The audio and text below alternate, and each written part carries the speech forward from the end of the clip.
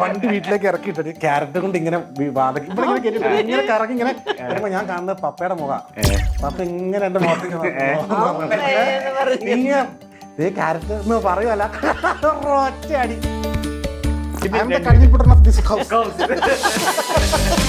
നീ ഇത് കേൾക്കുന്നുണ്ടോ? എല്ലാ കാര്യങ്ങളും വീട്ടിൽ വന്ന് പറയുന്നുണ്ടോ എന്നാണ് ചോദ്യം. അമ്മ എന്റെ ഒരു കാമുകിട്ട് കൊടുത്തിട്ട് പണിയുണ്ട്. പറയട്ടെ. ഞങ്ങളുടെ പ്രവിവാഹമാണ്. ഓ അത് ശരി. എന്റെ ഫ്രണ്ട് ഈ പുള്ളിക്ക് ചാല് വലിച്ചു. അപ്പൊ ഞങ്ങളുടെ ഇടയിൽ ഒരു ക്രാഷായി. അപ്പൊ ഞാൻ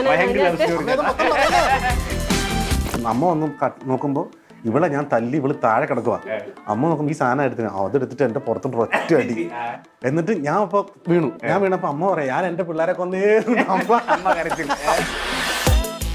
വെളുപ്പിന് 5 മണി 4 മണി സമയത്ത് ചെമ്മഞ്ചേട്ടനെ വിളിക്കാൻ. ചെമ്മഞ്ചേട്ടാ ഞാൻ ഇങ്ങനെ ഹോസ്പിറ്റലിലേക്ക് പോവാ, എൻ്റെ അടുത്ത് ഒന്നുമില്ല, ഞാൻ ആകെ പെട്ടിരിക്കാന്ന് പറഞ്ഞു. ആ സമയത്ത് പോലും ഞാൻ ഹിന്ദു ആയിരുന്ന ഞാൻ പറഞ്ഞു നിങ്ങളുടെ ഈ പറയുന്ന കർത്താവ് ജീവനുള്ള ആളാണെങ്കിൽ ഞാൻ നിങ്ങളുടെ മതത്തിൽ ഉപേക്ഷിച്ച് എല്ലാവരും ഉപേക്ഷിച്ച് ഇനി രക്ഷയില്ല എന്ന് പറഞ്ഞു. അമ്മേ ഇന്നൊരു പെണ്ണിനെ കണ്ടു, അവളുടെ കണ്ണ് കാണണം, രക്ഷ. നല്ല ഭംഗിയാണെങ്കിൽ ഞാൻ പറയാം. എന്റെ അപ്പനും അമ്മയുടെ കല്യാണം ഞാൻ കൂടിയിട്ടുണ്ട് പള്ളിയിൽ. എന്റെ പെങ്ങളാണ് ബൊക്ക പിടിക്കാൻ. ആ ഫോട്ടോ ഇവിടെ ഉണ്ടോ? Hi hello Kaumudi viewers, welcome to another episode of mummy and me. എൻ്റെ കൂടെ ഒരു സൂപ്പർ മമ്മിയും ഒരു സൂപ്പർ മോനുമാണ് ഇന്ന് ജോയിൻ ചെയ്തിട്ടുള്ളത്. So let me welcome Sheelamma, Sheela Baby and Bhagat Manuel, നമ്മുടെ ഭഗതേട്ടൻ. ഭഗതേട്ടാ ഹലോ, ഹായ്. ആൻഡ് ഒരാളും കൂടെ ഉണ്ട് കേട്ടോ, സ്റ്റീവ്. ഹലോ. ആ ഹായ്. അപ്പോൾ നമ്മളിന്ന് എന്താ പറയുക, ഫുൾ ഒരു നാടൻ സ്റ്റൈൽ, കുറച്ച് കപ്പയും പിന്നെ ഉള്ളിൽ ചിക്കൻ കറിയൊക്കെ റെഡി ആവുന്നുണ്ട്. അപ്പോൾ എല്ലാം കൂടി അങ്ങ് ഒരു പിടി പിടിക്കാന്നുള്ള സീനിലാണ് നമ്മളുള്ളത്. അപ്പോൾ ഷീലാമ്മയായിട്ട് ഞാൻ സ്റ്റാർട്ട് ചെയ്യട്ടെ. ആദ്യമായിട്ട് ഇന്റർവ്യൂവിൽ ഞാൻ പണിയെടുക്കുന്നു. അതെ അതെ, ഭഗതേട്ടനെ കൊണ്ട് നമ്മളിവിടെ പണിയെടുപ്പിക്കുകയാണ്. നമുക്ക് ഇവിടെ കുറച്ച് സംസാരങ്ങളുണ്ട്. ഇപ്പം മമ്മിയാണ് എപ്പോഴും ഈ ഷോയിൽ താരം. അപ്പോൾ ഷീലാമ്മ, എങ്ങനെയാണ് ഈ മകൻ എന്ന നിലയിൽ, അല്ലെ മകൻ, നമ്മൾ വളരെ സന്തോഷമാണ്, ഇപ്പോൾ സിനിമാ നടനാണ്. അപ്പോൾ അമ്മയുടെ സന്തോഷങ്ങൾ എന്തൊക്കെയാണ്? എന്താ പറയണ്ടേ, സന്തോഷം മാത്രമേ ഉള്ളൂ. സന്തോഷം മാത്രമേ ഉള്ളൂ. എന്റെ കാര്യം ഒറ്റ വാക്കി പറഞ്ഞു നിർത്തല്ലേ? എന്നോട് ചോദിക്കാത്ത ഞാൻ ഒറ്റ വാക്കി പറഞ്ഞു നിർത്താം. അല്ല, ഞാൻ അങ്ങനെയാണെങ്കിൽ ഞാൻ ഇങ്ങനെ ചോദിക്കാം. ഇപ്പം 1986 നമുക്ക് ഫ്ലാഷ് ബാക്ക്, നവംബർ 30, അവിടുന്ന് തുടങ്ങാം നമുക്ക്. അപ്പൊ അവിടുന്ന് കയ്യിലേക്ക് ഇങ്ങനെ മോനെ ഇങ്ങ് വാങ്ങുന്നു. അവിടെ നിന്നുള്ള ഓർമ്മകൾ എങ്ങനെയാണ്? ആ ഒരു ടൈം പീരീഡ് നമ്മൾ ഇപ്പത്തെ പോലെ എവിടെയാ ജനിച്ചത്? തൊടുപുഴ മോണ്ടസിന ഹോസ്പിറ്റലില്. അതാണ്. അതപ്പോ എങ്ങനെ കയ്യിലേക്ക് കിട്ടുന്നു? ഭഗത്ത് നിന്ന് ആരാ പേരിട്ടെ? അത് പപ്പ. ഈ ഭഗത്ത് നിന്ന് പേരിടാനുള്ള കാരണം എന്താ? പപ്പ ഭയങ്കര വിപ്ലവകാരിയായിരുന്നു. ഞങ്ങളുടെ കല്യാണമൊക്കെ എന്ന് പറയുമ്പോൾ ഭയങ്കര വിപ്ലവകരമായിട്ടുണ്ടായിരുന്നു. അപ്പൊ ഭഗത് സിംഗ്, രാജഗുരു, അങ്ങനെ പണ്ടത്തെ പുള്ളി നക്സലായിരുന്നു. ചെറിയ രാഷ്ട്രീയക്കാരനൊന്നും അല്ല, നക്സൽ അതിനകത്ത് അനുഭാവിയായിരുന്നു. അപ്പൊ പുള്ളിയുടെ ഹീറോയിസം കണ്ടിട്ടാണ് നമ്മള് ഞങ്ങളുടെ പ്രവിവാഹമാണ്. വിപ്ലവം ഉണ്ടായിരുന്നു. നമ്മള് ഹൈന്ദവ കുടുംബത്തിലാണ്, അദ്ദേഹം നല്ല കാത്തലിക് കുടുംബത്തിലാണ്. പക്ഷെ ഞങ്ങൾ രണ്ടുപേരും കൂടി ഒരുമിച്ചു. അങ്ങനെ അവിടെ അമ്മ അവിടെ ആ സമയത്ത് സെന്റ് ജോർജ് ഹോസ്പിറ്റലിൽ. അതെ, ഞാൻ ഒരു ഫാർമസിസ്റ്റ് ആണ്. അപ്പൊ ഞാനവിടെ ഹോസ്പിറ്റലിൽ വർക്ക് ചെയ്യായിരുന്നു. അപ്പൊ അവിടെ വന്ന് കണ്ടു. പുള്ളിക്ക് അന്ന് പ്രേമൊന്നുമില്ല, പ്രേമിക്കാൻ പറ്റില്ല അവരുടെ ആൾക്കാർക്ക്. പുസ്തകം കൊടുത്ത് പ്രേമിച്ച. പുസ്തകം കൊടുത്തിട്ട് വളരെ ഇൻട്രസ്റ്റിംഗ് ആണല്ലോ. അത് പറയാം. അല്ല, നമുക്ക് വൺ ലൈൻ ചേട്ടാ. അതെന്ന് വെച്ച് കഴിഞ്ഞാൽ എന്റെ വേറൊരു ഫ്രണ്ട് എനിക്കൊരു പുസ്തകം തന്നാണ് വായിക്കാനായിട്ട്. നമ്മളിതൊന്നും അങ്ങനത്തെ പരിപാടികളൊന്നും വായിക്കത്തില്ലല്ലോ, ഈ ബംഗളി വായിച്ചെടുക്കുന്ന പ്രായമല്ലേ. അപ്പൊ ഇദ്ദേഹം കണ്ടു പുള്ളി ഭയങ്കര ബുജി അന്നത്തെ, എപ്പോഴും കയ്യില് പുസ്തകം, ബീഡി, അങ്ങനെയൊക്കെ. അല്ല, എപ്പോഴും ഇങ്ങനെ ചെയിൻ സ്മോക്കിംഗ് ആയിരുന്നു പുള്ളി. അപ്പൊ പുസ്തകം വായിക്കും, ഭയങ്കര ബുദ്ധിജീവിയാണ്, മീശയ്ക്ക് തടവി. അപ്പൊ അതൊക്കെ നമ്മൾ കണ്ടപ്പോഴേ ഇത്രയും പൊക്കമൊക്കെ ഉള്ള ആളെ ഞാൻ ഇങ്ങനെ നോക്കണമല്ലോ. അപ്പൊ അങ്ങനെയൊക്കെ ഒരാളെ കാണുക എന്ന് പറയുമ്പോഴത്തേനും ഒക്കെ ഭയങ്കര അത്ഭുതമാണ്. അപ്പൊ പുള്ളിയുടെ ഫ്രണ്ടിനെ കണ്ട് ഹോസ്പിറ്റലിൽ വന്നതാണ്. അപ്പോൾ അവിടെ ഒരു 10-15 ദിവസം അവർ കിടന്നു. അപ്പൊ എന്റെ ഫ്രണ്ട് ഈ പുള്ളിക്ക് ചാല് വലിച്ചു. അപ്പൊ ഞങ്ങളുടെ ഇടയിൽ ഒരു ക്രാഷായി. അപ്പൊ ഞാൻ അതിനകത്ത് ഏറ്റവും ചെറുത് ഞാനാണ്, എവിടെയും ഞാനുള്ള കുഞ്ഞിതാ. അപ്പൊ പറഞ്ഞു നീ എന്നത്തിന് പോണോ, ഇങ്ങനെ പകുതിയുള്ളൂ, നീ എന്നെ വിട്ടാരേ. അപ്പൊ ഞാൻ പറഞ്ഞു നോക്കട്ടെ. അങ്ങനെ ഞാൻ നോക്കി പുള്ളീനെ ചാനലിൽ കൊണ്ടുവന്നു. ഒരു പുസ്തകം ഞാൻ വായിച്ചുകൊണ്ടിരുന്ന പുസ്തകം പുള്ളിക്ക് കൊടുത്തു. അപ്പൊ പുള്ളി ഓർത്ത് ഞാൻ ഭയങ്കര വിപ്ലവകാരി ഇരിക്കുന്നു. ഞാനൊന്നും അല്ലെന്നുള്ളവർ എനിക്കല്ല അറിയാവുള്ളൂ. നമ്മളൊന്ന് കൈതീട്ട് അപ്പൊ നോക്കിയതല്ലേ? പുള്ളിക്കാരൻ നോക്കിയത് ഒരു കോമ്രേഡിനേടെ അവർക്ക് കിട്ടി, അങ്ങനെയാണ് അവർ പറയുന്ന വാക്ക്. അത് കോമഡി. ഒരു കോമ്രേഡിനേടെ കിട്ടി എന്നുള്ളതിലാണ് പുള്ളി എന്നെ എടുത്തത്. പക്ഷേ കിട്ടിക്കഴിഞ്ഞപ്പോഴല്ലേ വേറെ അറിഞ്ഞു ഇതൊന്നും ഒരു പക്ഷെ ഇതിന് ഏറ്റവും വലിയ കോമഡി എന്താ അറിയാം, എൻ്റെ അപ്പ ചെറുപ്പം തൊട്ടേ നമുക്ക് ഭയങ്കര സീരിയസ് മനുഷ്യൻ, ഭയങ്കര ഇങ്ങനെ അങ്ങനത്തെ ഒരു മനുഷ്യനാണ്. ഒരു സ്നേഹ അങ്ങനത്തെ ഒരു വർത്താനോ കാര്യങ്ങളൊന്നും അപ്പയ്ക്കുണ്ടാവില്ല. പക്ഷെ അങ്ങനെ നടന്ന ആ മനുഷ്യനെ നീ ഇരിക്കുന്നവനുണ്ടല്ലോ ഇപ്പൊ കാണണം ഇങ്ങനെ കൊണ്ടെടുക്കണം. അതെ. എങ്ങനെ വലിയപ്പ എങ്ങനെയാ ആള് ഭയങ്കര വെല്ലുപ്പല്ല വെല്ലു അപ്പു അത് ശരി. അങ്ങനെയാണോ വിളിക്കണേ? അപ്പവും പോയി ഇപ്പൊ ബ്രോയായി. അത് ശരി. ബ്രോന്നാ വിളിക്കണേ ഇപ്പൊ? അപ്പൂന്നേറ്റോ അപ്പുനാക്കി. അത് ശരി. അങ്ങനെ അപ്പൊ അങ്ങനെയാണ്. അപ്പൊ ആ ഒരു സാഹചര്യങ്ങളിൽ നിങ്ങൾക്ക് 2 മക്കൾ, അപ്പൊ അവരുടെ ഇപ്പം അമ്മ പറഞ്ഞ പോലെ അങ്കിളാണെങ്കിൽ കുറച്ച് വിപ്ലവമൊക്കെ ഇങ്ങനെ എന്താ പറയാ തലയ്ക്ക് പിടിച്ച് നടക്കുന്ന ഒരു ടൈം. അപ്പം ഭഗതേട്ടൻ അതേപോലെ സിസ്റ്റർ ഇളയതാണ്, 2ാമത്തെ ആളല്ലേ? ഞാൻ ആദ്യത്തത്, ഞാനാണ് മൂത്തത്. എന്റെ മൂത്ത സമയം തരില്ല ആർക്കും. അതെ. ഓക്കെ. അപ്പൊ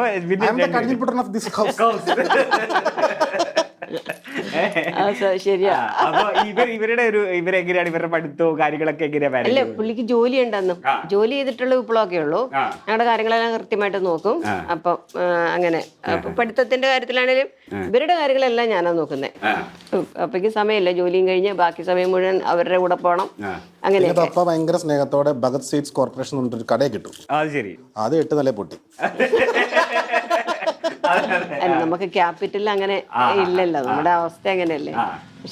പക്ഷെ അതിനൊക്കെ ശ്രദ്ധിക്കാൻ നേരമില്ല. അതിനേക്കാൾ കൂടുതൽ പോകുന്നത് ഈ കാര്യങ്ങൾക്ക് വേണ്ടിയിട്ടല്ലേ. അപ്പൊ അങ്ങനെയൊക്കെ അങ്ങോട്ട് പോയി.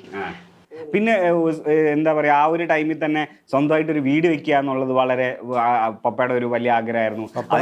എല്ലാവരുടെയും ആഗ്രഹമായിരുന്നു. നമ്മള് 12 വർഷം വാടകയ്ക്ക് താമസിച്ചിട്ടാണ് വീട് വെച്ചത്. അത് ഇവര് സ്കൂളായി കഴിഞ്ഞ് ഇവനൊരു ദിവസം സ്കൂളിൽ നിന്ന് വന്നപ്പോ ഇവൻ ചെടികൾ വെച്ച് പിടിപ്പിക്കും നമ്മള് വാടക താമസിക്കുന്ന വീട്ടില്. അപ്പൊ പുള്ളി എവിടെ പോയാലും ചെടി കൊണ്ടുവന്ന് വീട്ടിൽ ഇങ്ങനെ വെച്ച് പിടിപ്പിക്കും. അപ്പൊ അതിന്റെ ഹൗസ് ഓണർ പശുവിനെ കൊണ്ടുവന്ന് തീറ്റിക്കും. അത് കിളിത്ത് പൂവാകുമ്പോ ആ പുള്ളിക്ക് അതൊരു ഹോബിയാണ്. നിറയെ മുല്ലപ്പൂവൊക്കെ നിൽക്കുമ്പോ പുള്ളി അതിന്റെ ചുവട്ടി കൊണ്ടുവന്ന് കെട്ടും. അപ്പൊ അത് നശിപ്പിച്ചിട്ട് പുള്ളിക്ക് ഒരു സന്തോഷമാണ്.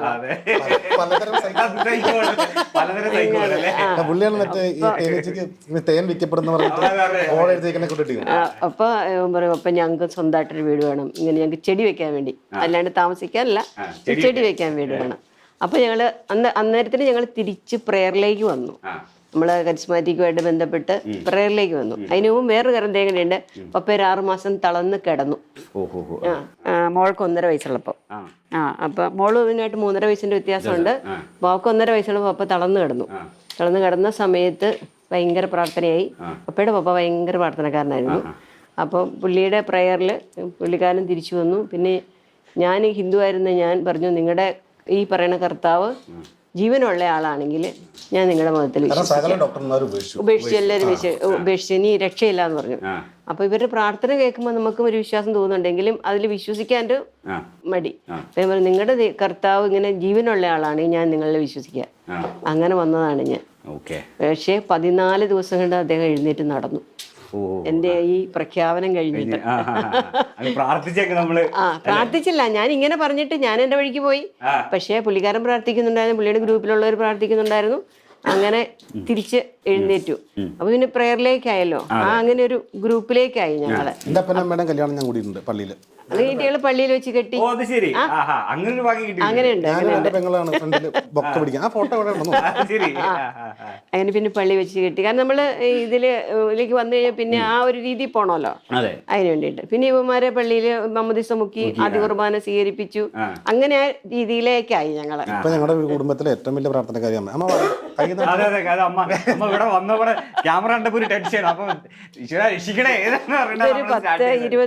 10-22 വർഷമായിട്ടുള്ള എന്റെ കയ്യില്. അത് ഇതുവരെ ഇതേ തകൊന്ന് തന്നെ ഇതുവരെ വെച്ചിട്ടില്ല. അത് ശരി. ഇനി ഇവരുടെ സ്കൂളിൽ എനിക്ക് തോന്നണേ പഠിത്തത്തിലേക്ക് ഇവരെങ്ങനെയായിരുന്നു? പഠിത്തം വലിയ താല്പര്യമുള്ളവരാണോ അല്ലെങ്കിൽ വലിയ താല്പര്യം ഇല്ലാത്തവരായിരുന്നോ? പഠിത്തത്തില് ആ സമയങ്ങളില് കുഴപ്പമില്ലാതെ പോയതാണ്. മോള് കുറെ കൂടെ പഠിപ്പിച്ചിട്ടാണ്. ഈ പുള്ളിക്കാരൻ കുറെ കൂടെ ഈ കലാപരമായിട്ട് ഇല്ല കുഴപ്പമില്ല. പുള്ളിനാട് സിസ്റ്റേഴ്സ് ഇങ്ങനെ കളിപ്പിക്കാൻ ഡാൻസ് 9 ഐറ്റത്തിന് A ഗ്രേഡ് ഫസ്റ്റും അങ്ങനെ ഉപജില്ലയെ കൊണ്ടുപോയി 2 വർഷം 9 ആനിക്കാട് സെന്റ് സെബാസ്റ്റ്യൻ സ്കൂളിന്റെ ചരിത്രത്തിൽ ആദ്യമായിട്ട് ഓവറോളിംഗ് ചാമ്പ്യൻഷിപ്പ് വാങ്ങിച്ചു കൊടുത്തത് ഭഗത്. പിറ്റേ വർഷവും കേൾക്കുന്നുണ്ടോ നീ? അവനറിയാം, അവനും പൊളി ആ സ്കൂളില്. അത് ശരി. അങ്ങനെ അപ്പൊ അവന് അങ്ങനെ 10ാം ക്ലാസ് കഴിഞ്ഞു. പുള്ളിയുടെ ഡിഗ്രി വരെ വലിയ കുഴപ്പമില്ലാണ്ട് പഠിച്ചാൽ വലിയ മാർക്കൊന്നുമല്ല. പക്ഷെ മോള് തിരിച്ചാ, അവൾക്ക് പഠിത്തമാണ് മെയിൻ ആയിട്ട്. പിന്നെ പ്രസംഗം, പപ്പ നന്നായിട്ട് പ്രസംഗിക്കും. അപ്പൊ അവള് വായിക്കും, അതനുസരിച്ച് അവള് പ്രസംഗിക്കും. പിന്നെ ഡാൻസ്, അങ്ങനെ ഒരു ഇതിലേക്ക്. പക്ഷെ കലയല്ല പുള്ളിക്ക് ബേസിക്. അങ്ങനെ ഞാൻ അമ്മാമാരെ കണക്കാന്ന് പറയും. എന്തൊക്കെയായിരുന്നു? അയ്യോ ഒരിന്നുണ്ട് ചാക്യാർകുത്ത് ഓട്ടന്നുള്ള ഗിഞ്ചറ ചെണ്ടമേള നാടകം പ്രചന്വേഷം മോണോആക്ട്, അങ്ങനെ ഒരു 9 ഐറ്റം. അപ്പൊ കലാപ്രതിഭയായിരുന്നു. 2 വർഷം. 2 വർഷം കലാപ്രതിഭയായിരുന്നു. അപ്പൊ ഇതിനൊക്കെ ഡാഡി ഭയങ്കര സപ്പോർട്ടായിരുന്നു. ഒരു സപ്പോർട്ടും ഇല്ല. അതൊക്കെ ഞാനാണ് സപ്പോർട്ട്, ഞാനാണ് കൊണ്ടു നടക്കുന്നത്. ഏറ്റവും കൂടുതൽ ചീത്ത കേട്ടത് എനിക്ക് വേണ്ടിയിട്ടായിരിക്കും. കാരണം എല്ലാം കഴിഞ്ഞിട്ട് അവസാനം പപ്പേനെയാണല്ലോ സ്കൂളിൽ നിന്ന് വിളിക്കുന്നത്. അവസാനം അമ്മ പറഞ്ഞു, പപ്പ പറഞ്ഞു ഞാൻ ഇനി സ്കൂളിൽ പോവില്ല. കാരണം 10ാം ക്ലാസ് പാസ്സാവണമെങ്കിൽ രക്ഷയില്ല. അവസാനം ടീച്ചർമാർ, എന്റെ നിർമ്മല സിസ്റ്ററാണ് എന്നെ ഇരുത്തി പഠിപ്പിച്ച് എന്നെ 10th പാസ്സാക്കി എടുത്തത് അല്ലേ. പിന്നെ ബിനിച്ചേർന്നല്ലേ. പിന്നെ കോളേജിലേക്ക് പോയപ്പോഴോ? കോളേജ് നമ്മുടെ അടുത്തുള്ള കോളേജിലാ, തൊട്ടടുത്തുള്ള. ഈ പപ്പയുടെ വിപ്ലവം കുറച്ച് ഇവിടെ കിട്ടിയിട്ടുണ്ടോ? ഇടയ്ക്ക് വിപ്ലവം ഇല്ല, രാഷ്ട്രീയം എന്ന് പറഞ്ഞ് എഴുതി കാണിക്കാൻ പറ്റില്ല പുള്ളിക്ക്. താല്പര്യമില്ല, ഇല്ല, ഒട്ടും താല്പര്യമില്ല. അതുകൊണ്ട് വലിയ കോളേജിൽ അത് കുഞ്ഞിലേ തൊട്ടേ ഒരു അലമ്പും ഒരു സ്ഥലത്തും ഇല്ല, കുരുത്തക്കേടും ഇല്ല, ഒരു കുരുത്തക്കേടും ഇല്ല, ഒരു ചീത്തപ്പേരും ഇല്ല. സ്കൂളിൽ പോകുന്നത് ശരിക്കും കുഞ്ഞിലേ മുതലേ ഒരു സൈക്കിൾ ഉണ്ടായിരുന്നു, 4ാം ക്ലാസ്സിൽ പഠിക്കുമ്പോൾ മേടിച്ചു കൊടുത്താ. അതുകൊണ്ടൊന്ന് റൗണ്ട് വയ്ക്കും, അതാണ് പുള്ളിയുടെ ഒരു ഹോബി. അല്ലാതെ ഒരു അടിപിടുത്തം അല്ലെങ്കിൽ ഒരു ബോൾ കളി അങ്ങനെയൊക്കെ അല്ലേ പിള്ളേരെ ഓടി കളിക്കുക, അങ്ങനെയൊന്നും ഒരു പരിപാടിക്കുമില്ല. കളിക്കുന്നത് കണ്ടുകൊണ്ടിരിക്കും, എന്നിട്ട് ഈ സൈക്കിളും ചവിട്ടി വീട്ടിൽ പോരും. അത് ശരി. ആരായിട്ട് അലമ്പൊന്നുമില്ല. ഈ അമ്മയ്ക്ക് എപ്പോഴും ഒരു ഓർമ്മ ഉണ്ടാവുമല്ലോ ഇവരുടെ ചൈൽഡ്ഹുഡ്, ഇവർ കാണിച്ച ഒരു ചെറിയൊരു കുരുത്തക്കേട്, അല്ലെങ്കിൽ ഇവരുടെ ഒരു പ്രത്യേക ഇഷ്ടം, അങ്ങനെ ഒരു. അപ്പൊ അങ്ങനെ ഇവരുടെ രണ്ടുപേരുടെ അങ്ങനെ ഒരു ഓർമ്മ അമ്മക്കെന്ന്. അമ്മേനെ പറ്റിച്ച് ഞാൻ പോയൊരു കഥയുണ്ട്. അമ്മേനെ പറ്റിച്ച് ഒരു പ്രാവശ്യം പപ്പ നമ്മളെ വീട്ടിൽ ഇൻഡിക്ക കാറ് മേടിച്ച് വീട്ടിലിട്ടൊക്കെ. അപ്പോൾ നോക്കുമ്പോൾ പപ്പ ഈ കോയമ്പത്തൂരിൽ നിന്ന് സാധനങ്ങളൊക്കെ എടുക്കാം, ബിസിനസ്സിന് സാധനം എടുക്കാൻ പറ്റും. അപ്പോൾ 2-3 ദിവസത്തേനും പപ്പ ഉണ്ടാവില്ല. അമ്മയോട് പറഞ്ഞു ഞായറാഴ്ച പള്ളിയിൽ വരെ ഞാൻ ഒന്ന് കൊണ്ടുപോട്ടെ എന്ന് വെച്ചപ്പോൾ അമ്മ പറഞ്ഞു കൊണ്ടൊക്കോ. അന്ന് ലൈസൻസ് എടുത്തിട്ടുണ്ടെന്ന് തോന്നുന്നു അല്ലേ? ലൈസൻസ് കിട്ടിയിട്ടില്ലെന്ന് തോന്നുന്നു. ഞാൻ പള്ളിയിലേക്കാന്ന് പറഞ്ഞ് വണ്ടി എടുത്തോണ്ട് നേരെ മൂന്നാർ പോയി. എന്റെ കുറച്ച് കൂട്ടുകാരന്മാര്, സബാൻ, അങ്ങനെ കുറച്ച് ആൾക്കാരുണ്ട്, അവരെ കൊണ്ട് മൂന്നാർ പോയി. അപ്പൊ ഒരു നന്നൊരു ഫോണുണ്ട്, മറ്റേ റിലയൻസിന്റെ ചെറിയൊരു ഫോൺ, അതൊക്കെ പോക്കറ്റിട്ടോണ്ടാ പോണത്. ഈ മൂന്നാർ ഡാമിന്റെ ഡാമിന്റെ മുകളില് ഇങ്ങനെ കുതിര സവാരി ഉണ്ട്. ആ കുതിര സവാരിക്ക് കയറി പോക്കറ്റ് കിടന്ന് കുതിര ഈ കറക്റ്റ് ഡാമിന്റെ ആ എഡ്ജിൽ കിട പോയി പേടിച്ച് വിറച്ച് ഈ സാധനം നിലത്തെ അടുപ്പി. നിലത്തെ ഡാമിന്റെ താഴെ പോയി. വിളിച്ചിട്ട് കിട്ടുന്നില്ല. പപ്പയാണ് ഈ പ്രോഗ്രാം ക്യാൻസൽ ചെയ്ത് വീട്ടിൽ വന്നു. ഇതൊന്നും അറിയാതെ 2 കയ്യിലും ക്യാരറ്റൊക്കെ ആയിട്ട്, മൂന്നാറിന്ന് വരുമ്പോ ക്യാരറ്റൊക്കെ ആയിട്ട് ഞാൻ വണ്ടി വീട്ടിലേക്ക് ഇറക്കിയിട്ടിട്ട് ക്യാരറ്റ് കൊണ്ട് ഇങ്ങനെ ഇങ്ങനെ കറക്കി ഇങ്ങനെ വരുമ്പോ ഞാൻ കാണുന്നത് പപ്പയുടെ മുഖം. പപ്പ ഇങ്ങനെ എന്റെ മുഖത്തേക്ക് ക്യാരറ്റ് എന്ന് പറയുമല്ല, ഒറ്റ അടി നോക്കുമ്പോ എന്റെ വണ്ടിയുടെ ബാക്കി പടപടപടാന്ന് 15 അടി പറ്റാന്മാരല്ലോ. അമ്മ പറഞ്ഞു ഒന്നും വേണ്ട, കിട്ടുന്ന മേടിച്ച് പരിക്കാത്ത വരുന്ന പറഞ്ഞു. അമ്മേന്ന് പറഞ്ഞിങ്ങനെ മറക്കാൻ പറ്റില്ല. ഇങ്ങനെ നിപ്പണ്ട ചത്താ മതി എന്നുള്ള അവസ്ഥയിലായിരുന്നു. മോളിപ്പോഴും പറയും ചേട്ടായി മൂന്നാറിന് പോയിട്ട് വന്ന കാര്യം ഇപ്പോഴും കഴിഞ്ഞ ദിവസം പറഞ്ഞ് ചിരിച്ചു. ഇവര് രണ്ടുപേരെ ഈ വീട്ടില് സ്പെഷ്യലി മൂത്ത ഒരു ആൺകുട്ടി ആകുമ്പോ പിന്നെ അവിടെ ഫുൾ ഭരണമാണ്. നമ്മൾ നീ അത് എടുത്തിട്ട് വാ, നീ വാ, ചായ കൊണ്ടുവാ, വെള്ളം കൊണ്ടുവാ, ആ പരിപാടി ഉണ്ടായിരുന്നു. നടക്കൂല, അവളുടെ അടുത്ത് നടക്കൂല. പിന്നെ വീട്ടിലൊരു പെണ്ണ് നമുക്ക് സ്ഥിരം ഉണ്ടായിരുന്നു. അപ്പൊ പുള്ളിക്കാരി ചേച്ചി രാജേച്ചി എന്ന് വിളിച്ചോളൂ. ഇവളുടെ അടുത്ത് പറഞ്ഞാൽ നീ പോയി എടുക്കാൻ പറയും. അത് ശരി. അവള് ഭയങ്കര സാധനമാണ്. അവളെന്താ വെച്ച് കഴിഞ്ഞാല് അവൾ എന്നെ തല്ലിയിട്ട് അവള് തന്നെ കയറും. അതിനു വേണ്ടി ഇഷ്ടം പോലെ ഇവ മേടിച്ചിട്ടുണ്ട്. അവള് ചേട്ടനിരിക്കുന്ന പുട്ടി എന്ന് പറഞ്ഞിട്ട് മറ്റേ ഈ ഇല്ലിയുടെ അത് തന്നെ ആയിരിക്കുന്ന സാധനം. അത് പണ്ടേ വീട്ടിലുണ്ട്. അപ്പൊ എനിക്ക് ഇവളുടെ റൂമിൽ ഞാൻ കയറി ചെല്ലുമ്പോൾ ഇവൾ എന്തോ കാര്യം പറഞ്ഞിട്ട് ഞാനോട്ടോ വഴക്കായി.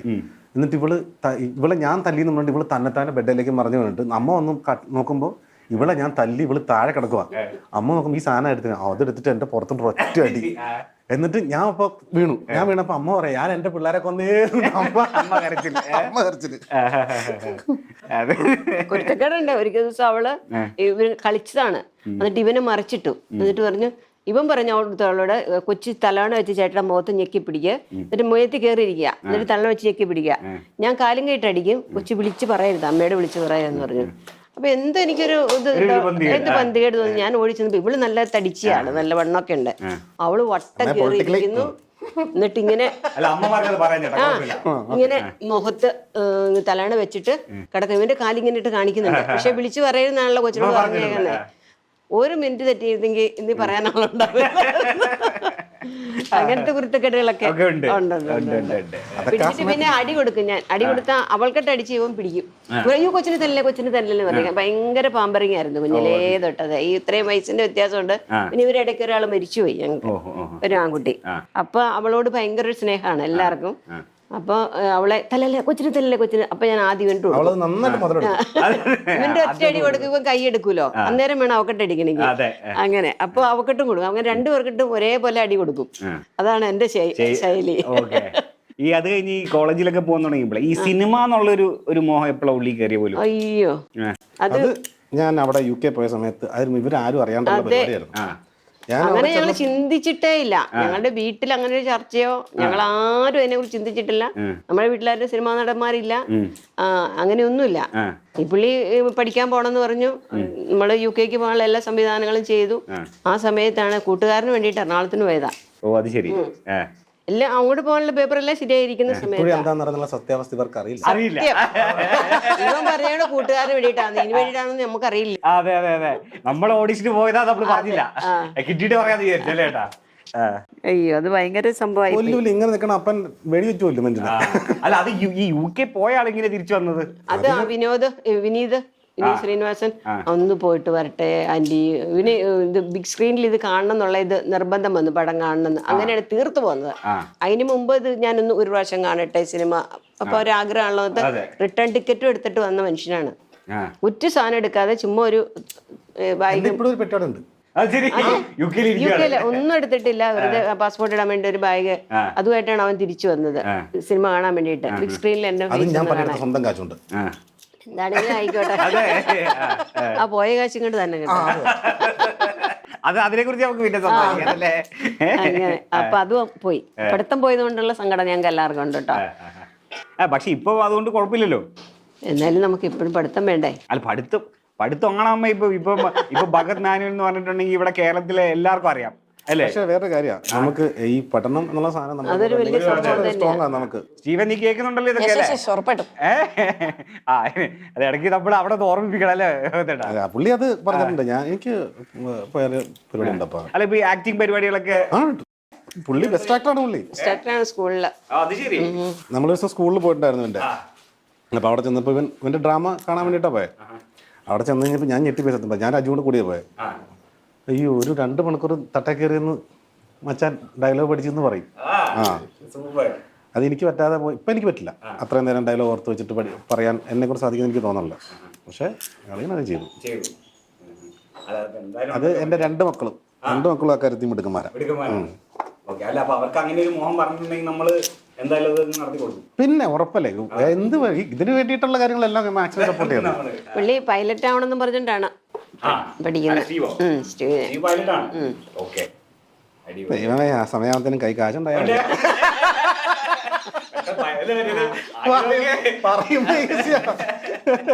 ഇപ്പൊ തന്നെ സ്കൂളിൽ നല്ല പൈസ ആവുമല്ലോ.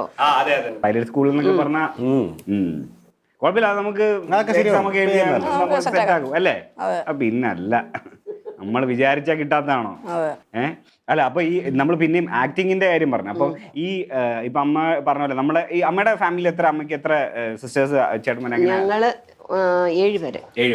അതിനകത്തൊരു മൂത്തേട്ടൻ മാത്രം മരിച്ചുപോയി. ബാക്കി ഞങ്ങൾ 6 പേരും ഉണ്ട് ഇപ്പോഴും. പിന്നെ സിസ്റ്റേഴ്സ് ആണോ അതോ? 3 ചേട്ടനും 3 ചേച്ചി. 3 ചേട്ടനും 3 ചേച്ചി. ഇതാ കുടുംബത്തിലെ പുന്നാര. ഓ അത് ശരി. ഏറ്റവും ഇളയതാ. അല്ല അപ്പൊ അവിടെ ഈ നമ്മളിപ്പോ ഈ ഇത് പറഞ്ഞ പോലെ UK ഒക്കെ വിട്ടിട്ട് അവൻ വന്നു സിനിമ എന്നൊക്കെ പറഞ്ഞ് നടക്കാന്ന് പറഞ്ഞാൽ നമ്മളോട് കുറച്ച് അതില്ല. ഇല്ല. കാര്യത്തിൽ ഏറ്റവും കൂടുതൽ സന്തോഷിക്കുന്നത് എന്റെ ചിട്ടിയാകുന്ന കുടുംബക്കാരാ. അത് ശരി. അമ്മച്ചിന്റെ വീട്ടുകാരാ ചിട്ടിയാകുന്നത്. അവര് ചേച്ചിമാരായാലും എല്ലാം കൂടുതലും പെമ്പിള്ളേരാ. അപ്പൊ ചേച്ചിമാരെല്ലാം ഭയങ്കര സന്തോഷം അവർക്ക്. പിന്നെ മണീനെ ഭയങ്കര ഇഷ്ടമായിരുന്നു എൻ്റെ അമ്മച്ചിക്ക്. വാസന്തി ലക്ഷ്മി നമ്മുടെ പുറപ്പുഴ വെച്ചിട്ടായിരുന്നു എന്റെ ഷൂട്ടൊക്കെ. അമ്മച്ചി പോയി മണീനെ പരിചയപ്പെടുകയും. അതല്ല, ആ വാസന്തി ലക്ഷ്മിക്കകത്ത് അമ്മ ഒരു ഷോട്ടിൽ അഭിനയിച്ചിട്ടുണ്ട്. അത് ശരി. ഈ അമ്മയല്ല, അമ്മയുടെ അമ്മ. അമ്മ എന്തോ വഴിയിലൂടെ ഇങ്ങനെ പുറപ്പുഴ കവലക്കട ഇങ്ങനെ പോണ സമയത്ത് മണിച്ചേട്ടൻ വിളിച്ച് വർത്താനൊക്കെ പറഞ്ഞ്. അമ്മച്ചി നല്ല സുന്ദരിയാ, നല്ല സുന്ദരി. എന്റെ അമ്മച്ചിയുടെ ഒരു 7 അയലൊക്കെ തേക്കാനില്ല ഞാൻ. അങ്ങനെ ഞാൻ ചതിന് കണക്ക് കളർ കുറവാ. അമ്മച്ചി നല്ല വെള്ള, നല്ല സുന്ദരിയാണ് താനും. അപ്പൊ മണിച്ചേട്ടന്റെ അടുത്ത് പോയി വർത്താനൊക്കെ പറഞ്ഞ്. അപ്പൊ ഇവനോട് പറയാം, അമ്മച്ചി മരിക്കാറായപ്പോഴും പറയായിരുന്നു, മോനെ മണി ഇതിനൊന്നും ആ കൊച്ചിനൊന്നും. അത് ഭയങ്കര സംഭവം കേട്ടോ. ഈ അമ്മ വയ്യാണ്ട് കിടക്കുന്ന സമയത്ത് അമ്മമ്മ ഞങ്ങൾ ന്യൂമാന്ന് വിളിക്കണേ, ന്യൂഞ്ഞുമ്മ എന്നുള്ളതിന് ന്യൂമ എന്ന് ഞങ്ങൾ ഷോർട്ടാണ് വിളിക്കുക. അപ്പൊ ന്യൂമ വയ്യാണ്ട് കിടക്കുന്ന സമയത്ത് ഞാൻ കാണാൻ വേണ്ടിയില്ല. അപ്പൊ മക്കളെ ഒന്നും ആരെയും കണ്ടാലും അമ്മ തിരിച്ചറിയില്ലാത്ത ഇതാ. അപ്പൊ ഞാൻ അടുത്ത് വന്നപ്പോൾ അമ്മ ഞാനാണ്. അപ്പൊ എന്നെ വീട്ടിൽ വിളിക്കണം മനു എന്ന് വിളിക്കണം. മനു വേണമ്മ എന്ന് പറഞ്ഞപ്പോ അമ്മ എന്റെ അടുത്ത് ചോദിച്ചെന്നെ അറിയോ, മണി വന്നിട്ടുണ്ടോടാന്ന് ചോദിച്ചു. ആ സത്യം ചോദിച്ചു. അപ്പൊ ഞാൻ എന്റെ അമ്മ ഇത്രയും വയ്യാണ്ട് കിടക്കണം അമ്മ അത് വാ തുറന്നിട്ട് ആകെ ചോദിച്ചു മണി വന്നിട്ടുണ്ടോ. എല്ലാവരുടെ ഹോസ്പിറ്റലിൽ കിടന്ന അപ്പൊ അവിടെ നേഴ്സുമാരുടെ ഒക്കെ പറയും എന്റെ കൊച്ചുമോൻ വരും, അപ്പൊ മണീനെ കൊണ്ടുവരും. അപ്പൊ കാണാതിരിക്കാണ് അവരെ. ഞാൻ അതുവരെ മണിച്ചേട്ടനെ കണ്ടിട്ട് പോലും ഇല്ലായിരുന്നു. പക്ഷെ ഇത് പറയാം, എന്റെ ഫ്രണ്ട് വഴി മണിച്ചേട്ടൻ്റെ അടുത്ത് അറിയിച്ചു. അങ്ങനെ ഞാൻ നേരിട്ട് കാണാൻ ചാലക്കുടിയിൽ വെച്ചിട്ട് നേരിട്ട് പോയി കണ്ട് സംസാരിക്കാൻ വേണ്ടിയ സമയത്താണ് മണിച്ചേട്ടൻ വയ്യാണ്ടാവണതും. പക്ഷെ അമ്മയ്ക്ക് ഭാഗ്യം ഉണ്ടായില്ല. ഓ അത് ശരി. ഈ സിനിമ ഈ മലർവാടി കഴിഞ്ഞ് ലൈഫിൽ എന്തൊക്കെ ചേഞ്ചസ് ആയിട്ടാ വന്നിട്ടുള്ളത്? ലൈഫിൽ വന്ന ചേഞ്ച്, അതായത് നമ്മളുടെ ഈ പറഞ്ഞ പോലെ അന്നും ഇതുപോലെ തന്നെ അന്നും ഞാൻ കപ്പട്ടിരിക്കുന്നു, ഇന്നും ഞാൻ കപ്പട്ടിരിക്കുന്നു. അമ്മ എന്റെ ഒരു കാമുകിട്ട് കൊടുത്തിട്ട് പണിയുണ്ട് പറയട്ടെ. ഈ കാമുകി അതല്ലേ, ഈ കാമുകി ഇവരെ പിടിച്ച കാര്യം എന്ന് പറഞ്ഞാൽ ആദ്യം. അല്ല, ഞാൻ നൈസായിട്ട് വീട്ടിൽ കൊണ്ടുവന്നു. അമ്മേനെ പരിചയപ്പെടുത്തുള്ളൂ. അപ്പൊ പുള്ളിക്കാരി എന്റെ പുള്ളിക്കാരിയുടെ അമ്മയും വന്നിട്ടുണ്ട്. അപ്പൊ അമ്മയ്ക്ക് കാര്യം മനസ്സിലായി. അമ്മ പറഞ്ഞു, മോളെ വർത്താനം പറഞ്ഞു പുറവശത്തേക്ക് പോയി, വീടിന്റെ പുറവശത്ത്. അപ്പൊ ഞാൻ പറഞ്ഞു, ഞാൻ പോയിട്ട് എന്തെങ്കിലും ചിക്കൻ എന്തെങ്കിലും വാങ്ങിച്ചിട്ട് വരാൻ. ഞാൻ ചിക്കൻ വാങ്ങിക്കാൻ വേണ്ടി പോയി. തിരിച്ചു വന്ന് നോക്കുമ്പോഴേ ഇവർ 2 ദിവസം നിൽക്കാൻ വന്ന ആൾക്കാരാ, കുറച്ച് ദൂരെയുള്ള ആൾക്കാരാ. 2 ദിവസം നിൽക്കാൻ വേണ്ടി വന്നാ ഇവിടെ വന്നപ്പോ അവർ പറഞ്ഞു ഞങ്ങൾ പോവാ ഭാഗത്ത്. എന്ത് പറ്റി? ഇല്ല ഞാൻ പോവാ പറഞ്ഞു. ശരി, അപ്പൊ എന്തോ പ്രശ്നമുണ്ടെന്ന് മനസ്സിലായി. അവർക്ക് വൈകുന്നേരം ആയപ്പോഴത്തേന് അവർ പോവുകയും ചെയ്തു. അപ്പൊ ഞാൻ ചോദിച്ചു, അമ്മ അന്ന് വൈകുന്നേരം ചക്കപ്പുഴുക്ക് വീട്ടില്. ചക്കപ്പുഴുക്ക് ഇത് ആരാ ഉണ്ടാക്കിയ? ആ പെണ്ണെ കൊണ്ട് ഞാൻ വെട്ടിച്ചത്. അവളുടെ അമ്മേനെ ഇരുത്തിക്കൊണ്ട് ചക്ക മൊത്തം വെട്ടിച്ചമ്മ. ഞാൻ അമ്മയ്ക്ക് ഇഷ്ടമായില്ല അവരെ, അതുകൊണ്ട് അമ്മ അങ്ങനത്തെ പണിയെ കൊടുക്കും. അന്നത്തോടുകൂടി പോയതാ ആ കാമുകി. പിന്നെ വന്നിട്ട് ലിസ്റ്റ് ഉണ്ടോ മൊത്തം എത്ര? ഇല്ല അങ്ങനെയൊന്നുമില്ല. അമ്മ ഇങ്ങനെ ആലോചിക്കുക. അത് എവിടെ കണ്ടാലും പുള്ളി വന്ന് പറയും, അമ്മേ ഇന്നൊരു പെണ്ണിനെ കണ്ടു, അവളുടെ കണ്ണ് കാണണം. നല്ല ഭംഗിയാണെങ്കിൽ ഞാൻ പറയാം, രക്ഷയില്ല, ഒരു രക്ഷയില്ല. ആണോ നിനക്ക് ഇഷ്ടപ്പെട്ട? ഞാൻ പറയും ഇത്രയാ കയ്യകലം മാറി പ്രേമിച്ചു. അല്ലെങ്കിൽ എന്തോ രോഗം ഉണ്ടെന്നല്ലേ, ടീനേജ് പിള്ളേർക്ക് ഈ പരിപാടി ഇല്ലെങ്കിൽ എന്തോ കുഴപ്പമുണ്ടവനെ. അപ്പൊ ഇത്ര നിക്കാവുള്ളൂ പറയും. പിന്നെ എന്നു വെച്ചാൽ ഇവര് രണ്ടുപേരും ചെറുപ്പം തൊട്ടേ A-Z വീട്ടിൽ വന്ന് പറയും, സ്കൂളിൽ പോയിട്ട് എല്ലാ കാര്യങ്ങളും. അപ്പൊ ഇത്രയും പ്രായമായിട്ടും ഇവനും അങ്ങനെ തന്നെ ഇപ്പോഴും അതെ, എല്ലാ കാര്യങ്ങളും പറയും. അപ്പൊ ഒരാൾ പറഞ്ഞ് നിർത്തിക്ക് ഞാൻ ബാക്കി പറയട്ടെ എന്ന് പറയും. അങ്ങനത്തെ ഒരു സ്വഭാവം പറയണം.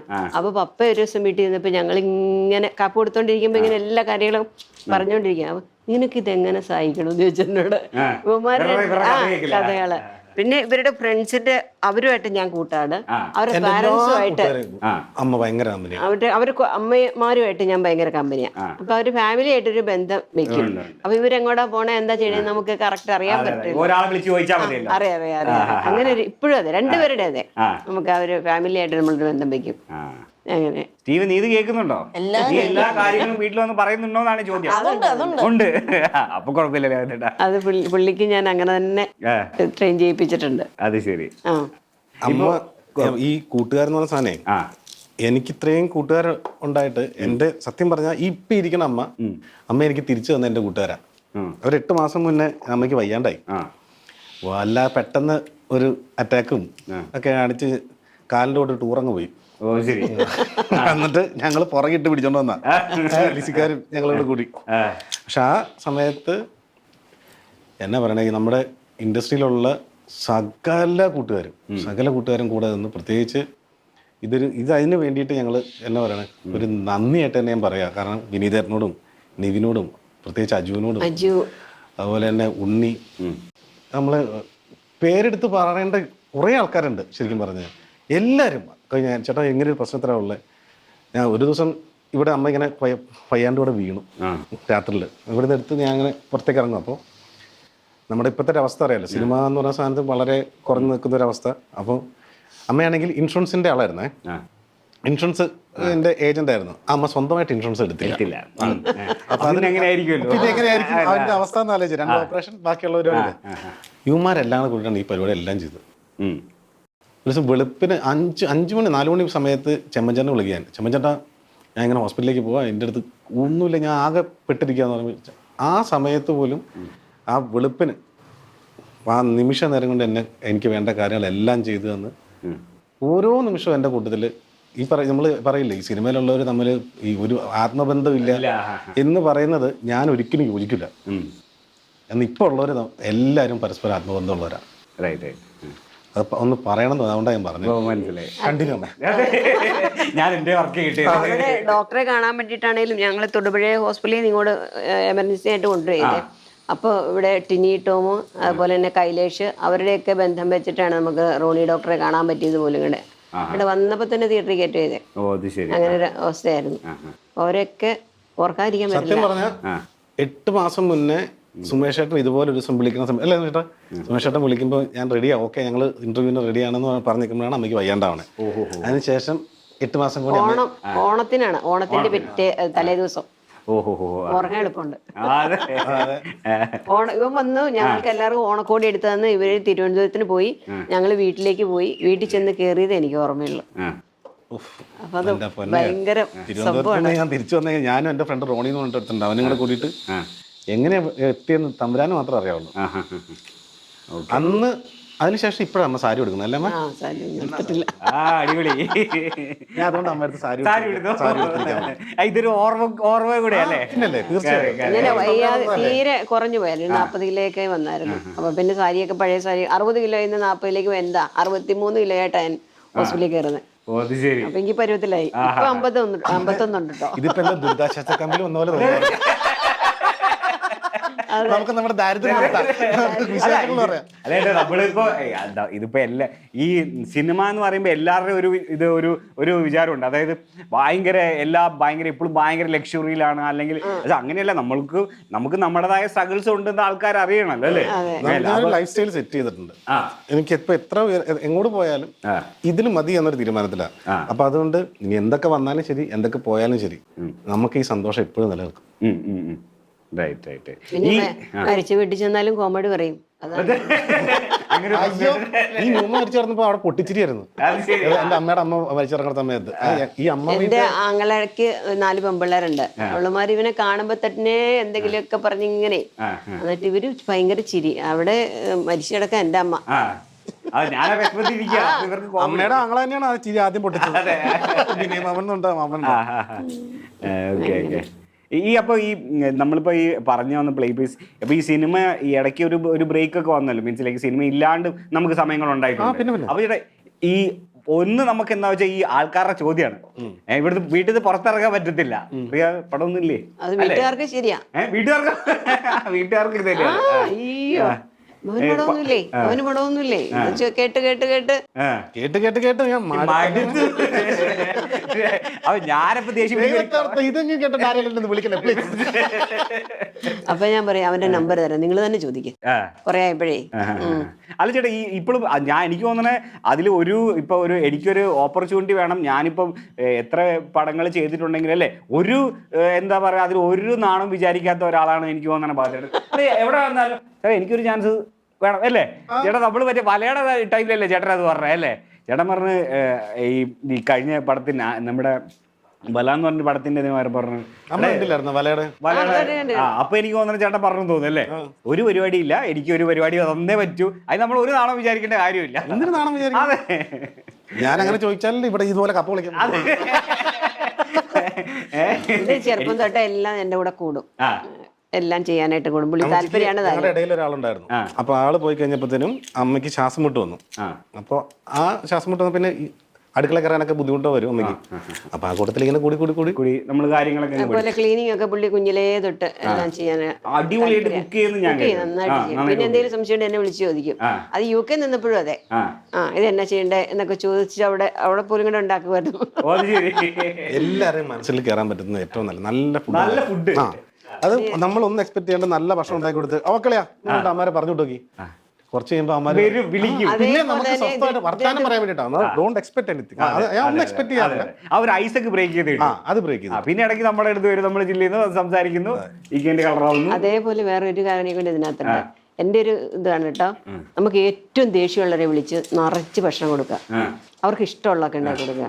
ആ മനുഷ്യന് നമുക്ക് ഒരു തരം തിരിച്ചു തരാൻ പറ്റുമോ? ഇല്ല. അതൊരു ഭയങ്കര സൈക്കോളജിയാണ്. അവര് നമ്മൾ എത്ര വൈരാഗ്യം എന്ന് പറഞ്ഞാലും ഓർക്കും ഇല്ലേ? അത് അമ്മ വെറുതെ വാശിയോടെ അല്ല കേട്ടോ, സ്നേഹത്തോടെ.